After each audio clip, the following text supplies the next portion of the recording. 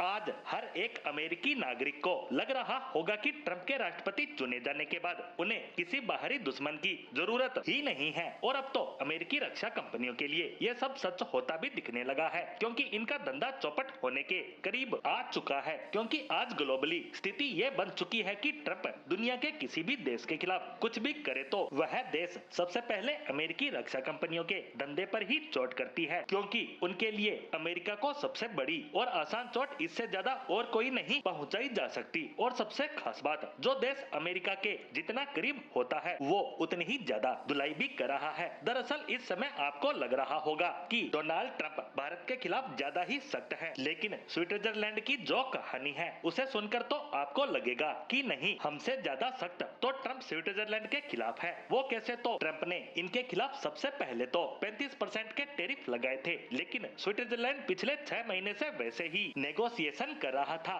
Trade deal के लिए, जैसे भारत कर रहा है। लेकिन जैसे भारत के साथ बातचीत नहीं बनी, कुछ वैसे ही स्विट्जरलैंड के साथ भी नहीं बनी। ऐसे में ट्रंप ने 60% के टैरिफ इन पर लाद दिए, साथ ही उनको धमकी भी दे दी कि मैं आप पर सैंक्शन लगा दूंगा और आने वाले समय में टैरिफ 100% से भी ज्यादा कर दूंगा। यहाँ सबसे हैरानी की बात तो ये है कि स्विट्जरलैंड अमेरिका का सबसे करीबी अलाई दोस्त है। अमेरिकी राष्ट्रपति ट्रंप के साथ साथ उनके करीबी मित्रों की संपत्तियां भी वहाँ है, यानी ये संभव ही नहीं है कि दोनों देशों में कोई दुश्मनी हो या स्विट्जरलैंड किसी तरह से अमेरिका को नुकसान पहुंचा रहा हो। लेकिन ट्रंप को दादागिरी दिखाने का चाव चढ़ा है, परंतु वो ये बात भूल गए कि स्विट्जरलैंड एक चालाक देश है जिसने वर्ल्ड वार 1 और 2 में दोनों गुटों को मूर्ख बनाकर खूब माल लूटा था। तो ऐसे देश से अमेरिका को पंगा नहीं लेना था, लेकिन ट्रंप नहीं माने और अब स्विट्जरलैंड भी जवाब देना शुरू कर चुका है। वह बहुत ही जल्द F-35 की डील को कैंसिल करने जा रहा है, जो कि $9 बिलियन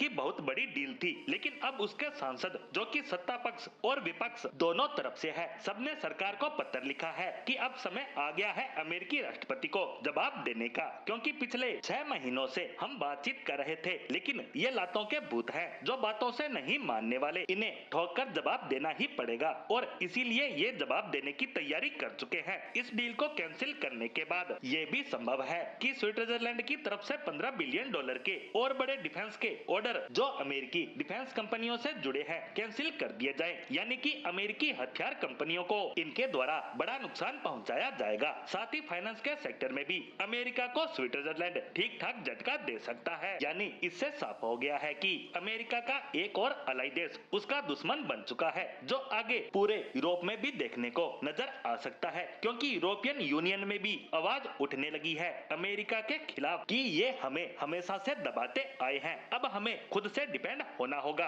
ताकि अमेरिका पर से हमारी निर्भरता को खत्म किया जा सके।